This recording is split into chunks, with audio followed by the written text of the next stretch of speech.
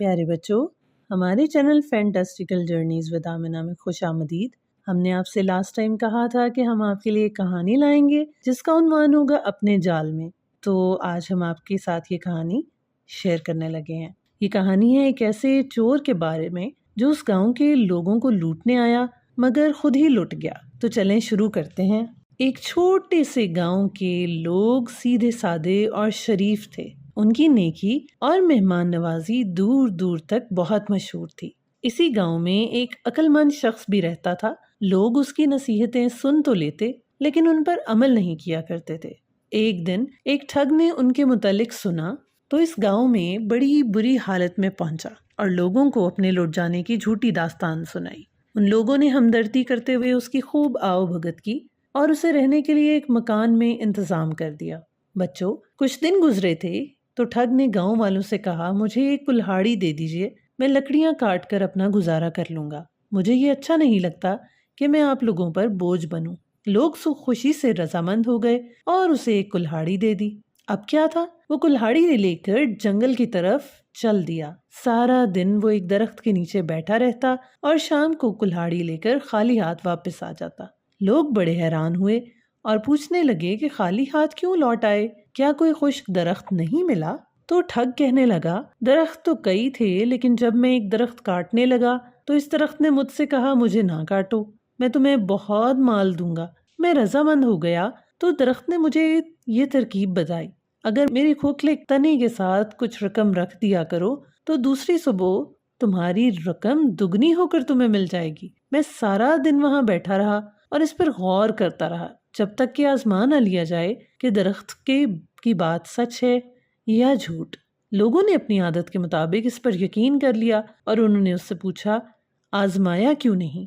ٹھگ انہیں کہنے لگا، یہ تو آپ سب جانتے ہیں کہ میں ایک لٹا ہوا مسافر ہوں، بھلا میرے پاس اتنی رقم کہاں سے آئے گی؟ آپ لوگ کیونکہ میرے محسن ہیں اس لیے میں آپ کو یہ ترکیب بتا رہا ہوں تاکہ آپ کے احسانات کا بدلہ کچھ تو اتار سکوں۔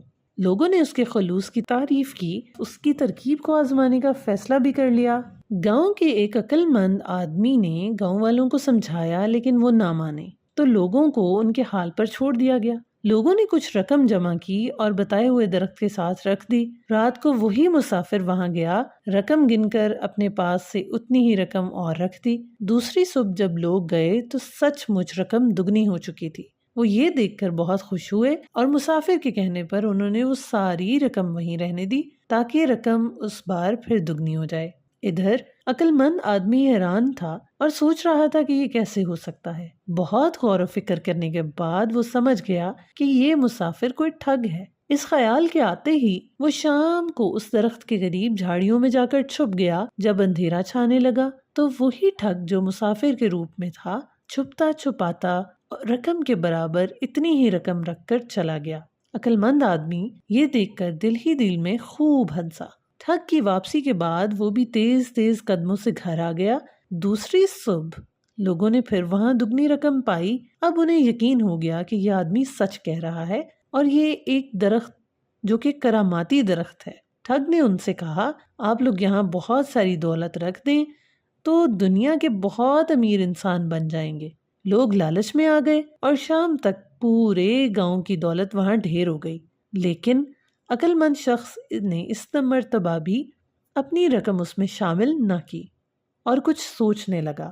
شام کے سائے ڈھلتے ہی عقل مند آدمی وہاں پہنچ گیا اور جلدی جلدی ساری رقم بوریوں میں بھر کر ایک نالے کے پاس چھپا دی۔ رات کو ٹھگ خوشی خوشی آیا۔ وہ سمجھ گیا کہ آج ان لوگوں نے اپنی ساری رقم چادر میں باندھ دی ہے۔ اس نے گٹھڑی اٹھائی اور وہاں سے چل دیا۔